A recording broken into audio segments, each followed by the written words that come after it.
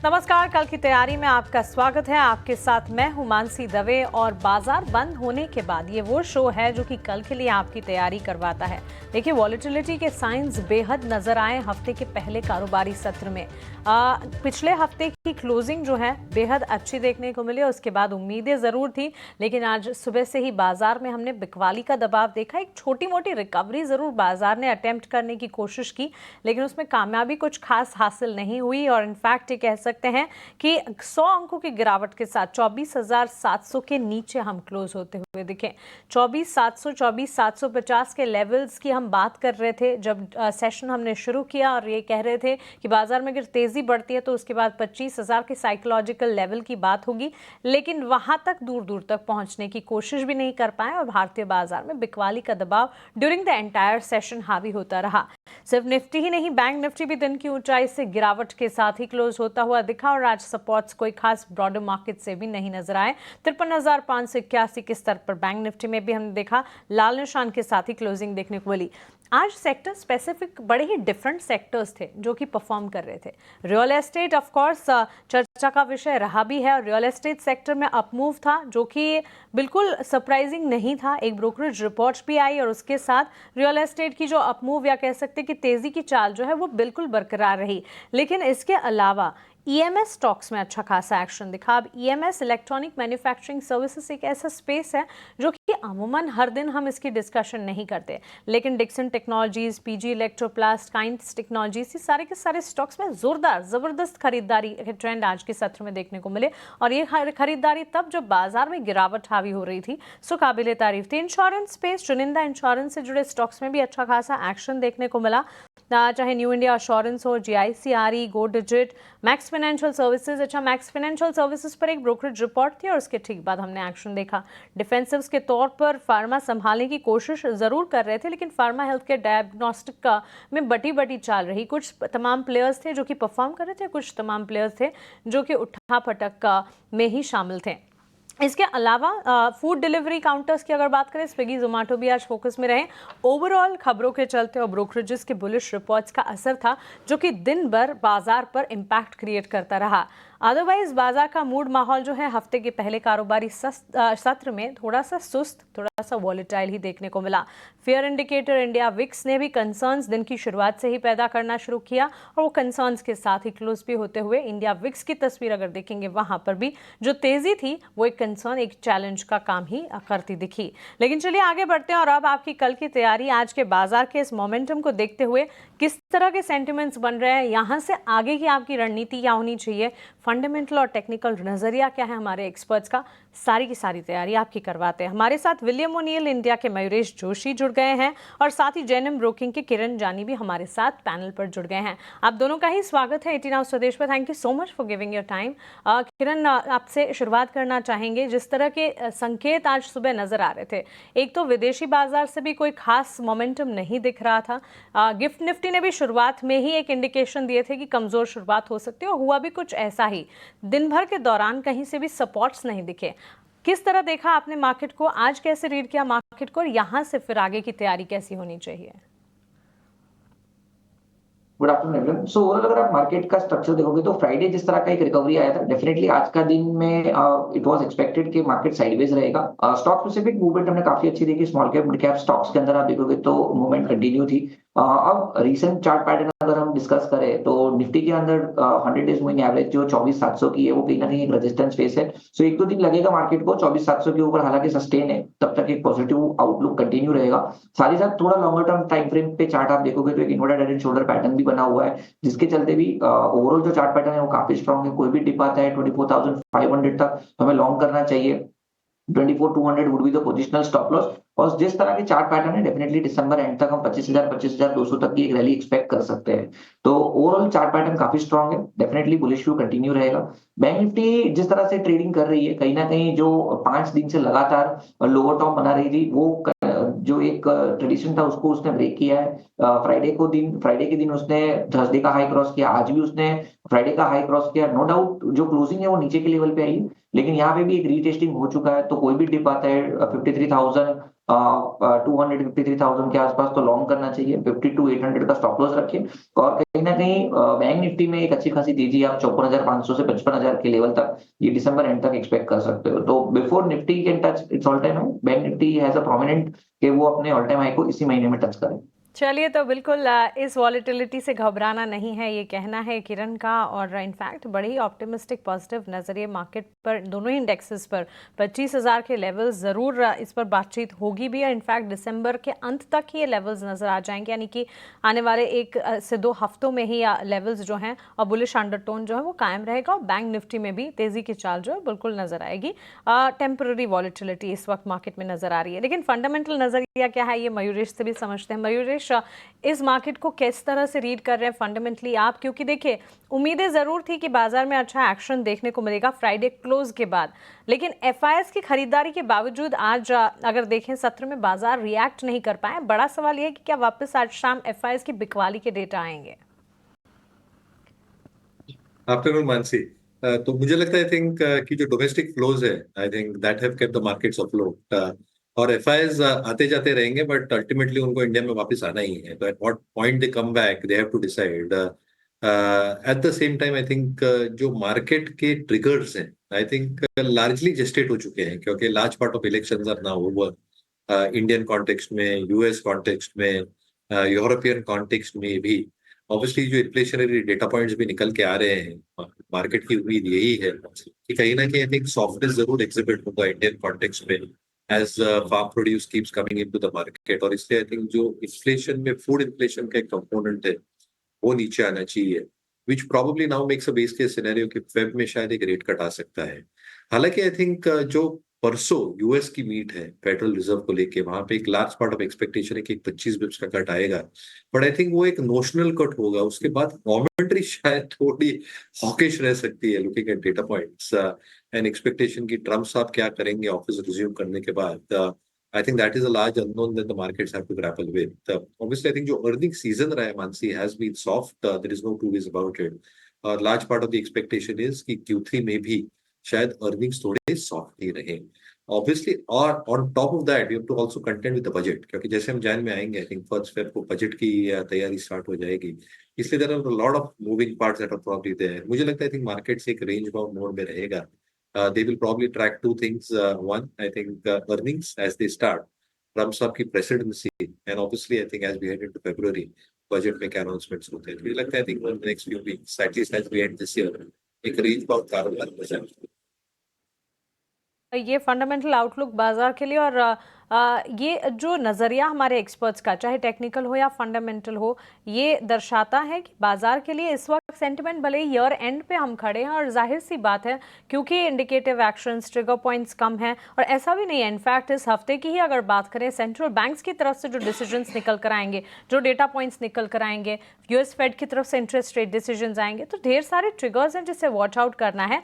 लेकिन इसके बावजूद सेंटिमेंट भले ही टेम्पररी बेसिस पर हम देख रहे हैं कमजोरी या वॉलेटिलिटी के साइंस दिखा रहे हैं, लॉन्ग टर्म प्ले जो है वो बुलिश ही है। चलिए सवाल जवाब का सिलसिला भी शुरू करते हैं, और सनी पोरवाल का एक सवाल है डिक्सन टेक्नोलॉजीज पर। इन्होंने खरीदारी की है 50 शेयरों की, 11,600 अपने एंट्री लेवल्स ये बता रहे हैं। और किरण, इनफैक्ट ये पूरा स्पेस ही आज फोकस में रहा। ईएमएस स्टॉक्स जिसका जिक्र अभी मैं कर भी रही थी, जोरदार तेजी इस बाजार में भी हमने ईएमएस स्पेस में देखी, चाहे फिर वो काइंस टेक्नोलॉजीज हो, पीजी इलेक्ट्रोप्लास्ट हो, और जॉइंट वेंचर की खबर रही, न्यूज फ्लो का इंपैक्ट रहा, जो कि डिक्सन टेक पर भी नजर आया। 11,600 इनके खरीद के दाम है। मुनाफा देख रहे हैं क्योंकि करीब 5% की तेजी पर ये स्टॉक आज क्लोज भी हुआ है। आपकी राय क्या होगी डिक्सन टेक पर? डिक्सन टेक की अगर हम बात करें, ओवरऑल चार्ट पैटर्न काफी स्ट्रांग है, नो डाउट एक रनअवे रैली है। और जिस तरह से मोमेंटम इंडिकेटर देखे तो लास्ट टाइम भी हमने देखा था कि इसी किसी लेवल के आसपास से एक प्रॉफिट बुकिंग आई थी। लेकिन एज ऑफ नाउ जिस तरह से आज का वॉल्यूम हुआ है, चांसेस आर वेरी लेस कि यहाँ से कोई प्रॉफिट बुकिंग आए। फिर भी मेरे हिसाब से वो काफी एक अच्छे प्रॉफिट के ऊपर बैठे हैं, तो कहीं ना कहीं थोड़ा बहुत प्रॉफिट बुक कीजिए, या तो फिर एक ट्रेल स्टॉप लॉस जो है वो 17,000 का मेंटेन कीजिए, क्योंकि अगर 17,000 का लेवल ब्रेक होता है तो फिर चांसेस है अपने वापस 50 डेज मूविंग एवरेज के आसपास आ सकता है। तो काफी एक अच्छे मुनाफे पे बैठे, तो कहीं ना कहीं एक ट्रेल स्टॉप लॉस के साथ उनको ये मुनाफा सिक्योर करना चाहिए। तो मेरे हिसाब से 17,000 के स्टॉप लॉस के साथ उनको बने रहना चाहिए।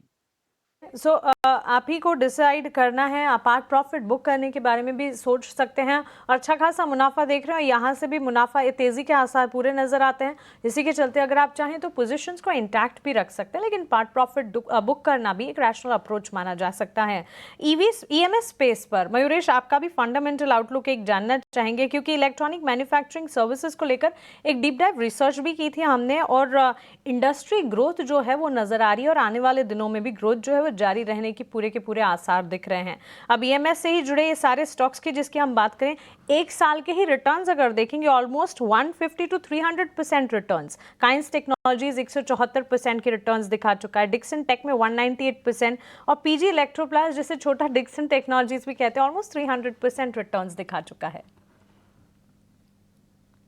Absolutely, I think ये space is running hot at this juncture और जो global EMS market size है ये exponentially बढ़ सकती है अगले कुछ वर्षों में। Indian EMS size can become 3 times or 4 times in the next 5 to 6 years। और इसलिए I think ये सारी जो component manufacturers हैं स्मार्टफोन्स के लिए, LED टेलीविजन्स के लिए, रेफ्रिजरेटर्स के लिए, आज हम देख रहे हैं प्रिंटेड सर्किट बोर्ड्स की जी आई थिंक एक भारी मात्रा हो रही है, semiconductor chips. I think that will be a new element that these players can probably suffice with और कहीं ना कहीं आई थिंक जो PLI स्कीम्स अनाउंस हुई है Mansi, I think they are in the right direction for these players जो बढ़ावा देती है नॉट जस्ट लोकल मैन्युफैक्चरिंग को, बट आई थिंक जो सप्लाई चेन स्ट्रेंथन करती है, जो बैकवर्ड इंटीग्रेशन स्ट्रेंथन करती है, इससे आई थिंक जो मैन्युफैक्चरिंग कैपेबिलिटीज बढ़ेंगी, आई थिंक उसको एक जोरदार इम्पेटस मिल सकता है बिकॉज दे नो कि जो बैकवर्ड प्रोसेसेस हैं ये वेल सोर्स्ड है, ये मैनेज्ड है and they can do n number of work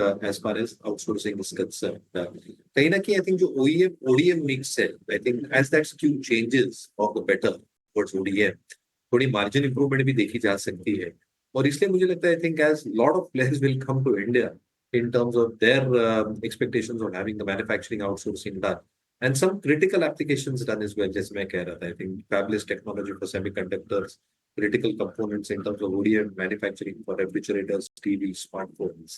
I think these players will remain in focus. Obviously, ये एक spectrum है। दूसरा, I think जो valuations है, ये बहुत महंगे हो चुके हैं। Penciling in the best of growth that is expected to come through. तो कहीं भी I think थोड़ी भी mismatch अगर हो गई earnings को लेके for a quarter or two, तो I think profit booking भी उतनी ही जबरदस्त हो सकती है। तो fresh खरीदारी तो सलाह नहीं होगी, but जो hold करते हैं बिल्कुल hold करें, but please keep on monitoring how these stocks are performing every month. वक्त वक्त पर मॉनिटर कीजिए, हमारे एक्सपर्ट्स का व्यू लीजिए और अगर इस स्पेस में आपकी पोजीशन से इसे इंटैक्ट रखने की राय इस वक्त मिलती हुई टेक्निकली एंड फंडामेंटली। एक सवाल और है अमित वर्मा का सन फार्मा पर। किरण 600 शेयर्स खरीदे हैं, 1600 इनके एंट्री लेवल्स ये बता रहे हैं। आज के सत्र में सन फार्मा में कोई बड़ा एक्शन हमने नहीं देखा, लेकिन इनकी खरीद किस स्तर से तो ऊपर गया है स्टॉक।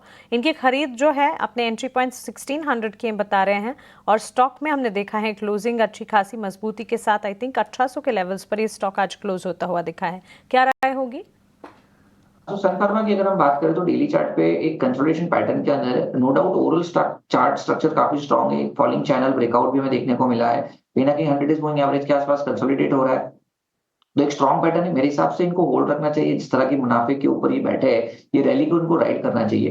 कहीं ना कहीं जो स्ट्रिक्ट स्टॉप लॉस यहाँ बन रहा है वो स्ट्रिक्ट स्टॉप लॉस हमें 1750 के आसपास का मेंटेन करना चाहिए। अगर 1750 का लेवल ब्रेक नहीं होता है तो देयर आर चांसेस कि हम ऊपर में कहीं ना कहीं 1950 1930 तक के टारगेट देख सकते हैं। सो ये राय आपको सन फार्मा के लिए मिलती हुई दिखी है। फूड डिलीवरी स्पेस पर एक सवाल है और ये सवाल आया है मंगेश करमाकर का। स्विगी में खरीदारी इन्होंने की है। मयूरेश, फूड डिलीवरी स्पेस पर मैं आपका नज़रिया जानना चाहूँगी। स्विगी वर्सेस जोमेटो, लगातार हम इसकी बातचीत भी करते हैं। आज के सत्र में हमने देखा स्विगी में ज़बरदस्त एक्शन देखने को मिला और ये एक्शन एक ब्रोकरेज रिपोर्ट की बदौलत था। ब्रोकरेज रिपोर्ट में पॉजिटिव स्टैंड और उसके ठीक बाद स्विगी और उसका इवेंचुअल इम्पैक्ट जोमेटो पर भी पड़ता हुआ देखने को मिला। क्या राय होगी आपकी इन दोनों और पर्टिकुलरली इस सेगमेंट के लिए? I think the segment is growing, Mansi, no two ways about it. अगर आप देखिए कि जो gross order value है, Zomato को देखिए, Swiggy को देखिए, that is improving every passing quarter. जो average value है per transaction, that is improving every passing quarter. और इसलिए I think जो households को आदत लग चुकी है metro areas में, urban cities में, to order in terms of their quick commerce operations that Swiggy and Zomato both do, I think is probably a testimony in terms of numbers. Obviously, I think Zomato ने prove किया अपने आप को in terms of having positive margins in the defined timeline that they are defined उनके quick commerce operations के लिए. Swiggy ये कैसे कर दिए देखना बहुत इंपॉर्टेंट होगा, specifically on its quick commerce as well as its food delivery with there expecting 3% की मार्जिन. तो अगले कुछ क्वार्टर्स आई थिंक डिफाइनिंग होंगे स्विगी के लिए इन लिeu ऑफ कंपटीशन. जैसे कंपटीशन एरिया हम सुन रहे हैं, अमेजॉन आ रहा है, जेप्टो ऑब्वियसली अनलिस्टेड स्पेस में है, obviously it's burning cash but it is still there. Reliance retail शायद पायलट्स रन करेगा फ्यू सिटीज में. A lot of the other local chains are also probably ensuring that competition survives in terms of providing elements to their customers as well. तो competition के मद्देनजर ये declining trend in terms of losses, food delivery and specifically I think quick commerce में कैसे play out होता है, ये देखना बहुत लाजमी होगा. Honestly, I was not expecting such kind of a move to probably come through. I thought the best is probably priced in. मेरा अभी भी मानना है कि for both Swiggy and Zomato, the best is probably priced in at this juncture. Looking at the macro environment, looking at the landscape, and looking how numbers are expected to play out in lieu of competition. So I think अगले 2 quarter defining रहेंगे Swiggy के लिए. अगर वो walk the talk करते हैं तो कहीं ना कहीं आई थिंक मोमेंटम शायद बरकरार रह सकता है. बट टिल दिस जंक्चर मुझे लगता है I think the best is there in terms of price as far as the next few quarters are concerned. To that Mayuresh, in fact listing के बाद एक ही तिमाही के नतीजे हमने देखे हैं और ताज़ा डेटा पॉइंट्स भी कम होंगे, लेकिन आने वाले 2 क्वार्टर्स में किस तरह के डेटा पॉइंट्स, रिजल्ट स्पेसिफिक किस तरह का प्रदर्शन है, उसके बाद ज़्यादा अंदाज़ा लग पाएगा कि चार्ट्स के साथ साथ फंडामेंटली भी कितना आगे बढ़ सकता है स्विगी और साथ साथ जोमेटो में भी. लेकिन स्पेस ज़रूर है जो कि इस वक्त फोकस रेडार पर नजर आ रहा है. सुरेश पटेल का सवाल GIC-RE पर है. 967 शेयर्स इन्होंने खरीदे हैं GIC-RE के और अपने एंट्री पॉइंट्स 390 के ये बता रहे हैं. इनफैक्ट किरण, आज चुनिंदा इंश्योरेंस शेयरों में अच्छी खासी मजबूती देखने को मिली थी. 50,000 का मुनाफा तो सुरेश को भी हाथ लगा है. ऑलमोस्ट 3% की तेजी के साथ GIC-RE का स्टॉक जो है आज के सत्र में मजबूती पर ही क्लोज हुआ था. लेकिन new India assurance, max financial services, ये सारे स्टॉक्स में आज अच्छा एक्शन था. मैक्स फाइनेंशियल पर तो जेफरीज की एक पॉजिटिव रिपोर्ट भी थी. GIC-RE पर इनके लिए राय और साथ ही मैक्स फाइनेंशियल पर भी टेक्निकली आपका आउटलुक. ओवरऑल इंश्योरेंस स्पेस के अंदर डेफिनेटली हम देख रहे हैं कि जो BSU इंश्योरेंस है वहां पे एक फ्रेश ब्रेकआउट लेवल के आसपास सभी स्टॉक ट्रेड कर रहे हैं. पर्टिकुलरली GIC की बात करें तो GIC एक प्रोमिनेंट कैंडिडेट है. हमने देखा था कि करीबन फरवरी महीने के आसपास यहाँ से एक प्रॉफिट बुकिंग आई थी, तभी 450-460 के आसपास ही स्टॉक चल रहा था. उसके बाद लगातार स्टॉक लोअर, आप देखोगे तो lower top lower bottom pattern के अंदर था. बीच में स्टॉक ने अपनी 20 डेज 50, 100, 200 सभी इंपॉर्टेंट मूविंग एवरेज के नीचे भी गया था. और वहां से जिस तरह से डबल बॉटम पैटर्न ब्रेकआउट बना है और जिस तरह से ट्रेड कर रहा है, असेंडिंग ट्रायंगल पैटर्न ब्रेकआउट को भी देख रहे हैं. और जिस तरह से बजट का प्रिपरेशन हो रहा है, डेफिनेटली हर बार हम देखते हैं कि बजट के आने से पहले इंश्योरेंस स्टॉक्स के अंदर एक पिकअप मिलता है. तो ये दोनों टेलविंड्स एज ऑफ नाउ दिख रहे हैं. मेरे हिसाब से GIC के अंदर एक नया ट्रेंड स्टार्ट हो सकता है. फ्रेश ब्रेकआउट लेवल के आसपास है तो इनको होल्ड रखना चाहिए. एक जो स्टॉप लॉस हमें मेंटेन करना है वो 410 का मेंटेन करना है. अगर 410 का लेवल ब्रेक नहीं होता है और 440-450 के ऊपर स्टॉक सस्टेन हो जाता है तो चांसेस है कि आप ऊपर में 530 से 550 तक के लेवल भी देख सकते हो. तो एक अच्छा खासा स्टॉक है, मेरे हिसाब से इनको होल्ड रखना चाहिए. ठीक है, पोजीशन को इंटैक्ट रखने की राय GIC-RE पर आपको मिल रही है. मुनाफा है और ज़्यादा तेज़ी यहाँ से दिख सकती है और आपका मुनाफा बढ़ सकता है. लेकिन चलिए सवाल जवाब का सिलसिला हम यहीं समेटेंगे. हमारे खास सेगमेंट VIP शेयर्स का रुख करते हैं आप.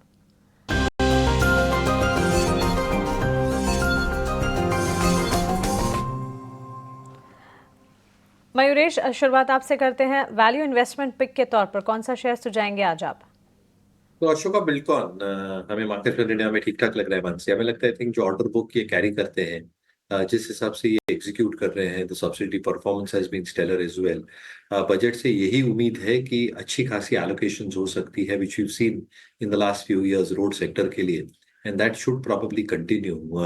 और इसके वजह से I think both ham and EPC players, जहाँ पे इक्विटी कॉन्ट्रीब्यूशन लगता है बट प्रोजेक्ट जो मिलती है after all necessary approvals are probably in place, ensure करता है कि जो रोड कंपनीज हैं जो बहुत हैम या EPC में है, यहाँ पे एग्जीक्यूशन बहुत जल्दी होता है. Because execution happens very very fast. Completion bonuses एक एस्पेक्ट तो है ही, बट जो IRRs निकलते हैं सारे प्रोजेक्ट्स में ये काफी सिग्निफिकेंटली हायर रहते हैं. इसलिए मेरे मद्दे नजर में आई थिंक जो उम्मीद लगाए बैठ सकते हैं इन terms of the subsidies, in terms of the stakes, monetization thereof, and the core business performance improving at a good pace, Ashok Buildcon शायद एक अच्छा विकल्प हो.